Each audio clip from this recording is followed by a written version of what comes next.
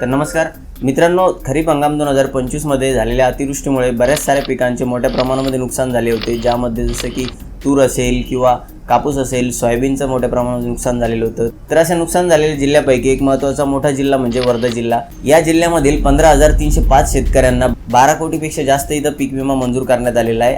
आपण कोणत्या महसूल मंडळासाठी किती आणि किती शेतकऱ्यांसाठी पीक विमा मंजूर करण्यात आलेला आहे हे आपण सविस्तर या व्हिडिओच्या माध्यमातून पाहणार आहे। मित्रांनो, तुमचंही जर अतिवृष्टीमुळे पिकाचं नुकसान झालेलं असेल तर तुम्हाला पीक विमा मंजूर झालाय की नाही, तुमच्या तालुक्याचं नाव कमेंट बॉक्समध्ये नक्की लिहा। आपण त्यावरती सुद्धा एक अपडेट घेऊया। तर आपण इथे पाहू शकता, पुढारी न्यूजच्या माध्यमातून ही माहिती आपल्या समोर येते। या जिल्ह्यातील 62,664 शेतकऱ्यांनी पीक विमा नोंदणी केली होती।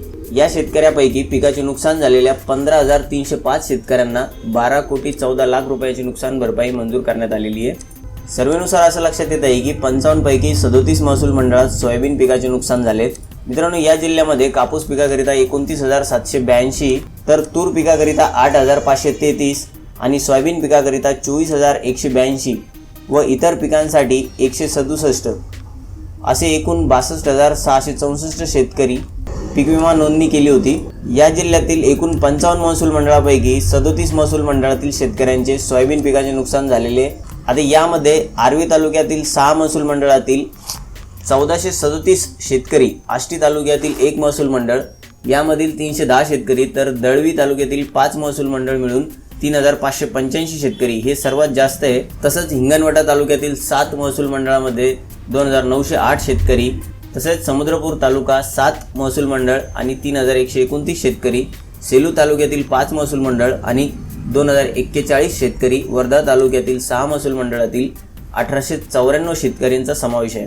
मित्रांनो, कारंजा व आष्टी तालुक्यातील प्रत्येकी 2 म्हणजे 4 आणि वर्धा तालुक्यातील 1 अशा 5 महसूल मंडळासाठी सोयाबीन पिकाकरिता पीक विमा लागू झालेला नाही आहे। तुम्ही जर या तालुक्यातून येत असाल आणि तुमच्या सोयाबीनचं पीक होतं तर तुम्हाला पीक विमा मंजूर झालेला नाही आहे। मित्रांनो, या तालुक्यामधून जर तुम्ही येत असाल आणि तुमचं पीक सोयाबीन होतं आणि तुम्हाला जर पीक विमा मंजूर झाला नसेल तर तुम्हाला याबाबत क्षेत्रीय स्तरावरील भारतीय कृषी विमा कंपनीच्या कार्यालयाकडे स्वतः जावं लागणार आहे, असे आवाहन जिल्हा अधीक्षक कृषी अधिकारी यांनी केलेले आहे। तर मित्रांनो, अशा प्रकारे या वर्धा जिल्ह्यासाठी 12 कोटी 14 लाख रुपयाचा पीक विमा मंजूर करण्यात आलेला आहे। तुमचाही पीक विमा मंजूर झाला की नाही कमेंट बॉक्समध्ये नक्की सांगा आणि तुमच्या तालुक्याचं नाव, तुम्ही कोणत्या तालुक्यातून येत आहे हे नक्की लिहा। भेटूया मित्रांनो नवीन अपडेट्ससह नवीन व्हिडिओमध्ये, तोपर्यंत धन्यवाद।